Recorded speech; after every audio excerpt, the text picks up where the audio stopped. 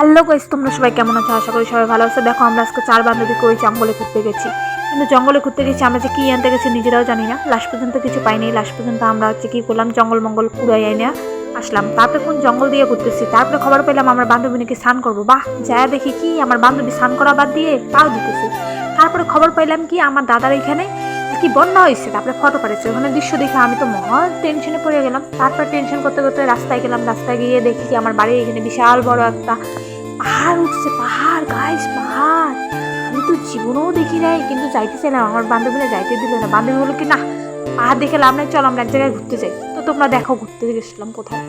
দেখো ঘুরতে আসছি, এমন সুন্দর একটা প্যান্ডেল, আমি তো দেখে পুরা অবাক। ওমা, এত সুন্দর প্যান্ডেল আমি দেখিই নাই। কিন্তু জানো গাইস, গেছি ঠিক আছে, কিন্তু আমার বান্ধবীর একটা আমাকে ফটোও তুলে দেয়নি। এতটাই দুঃখের কথা।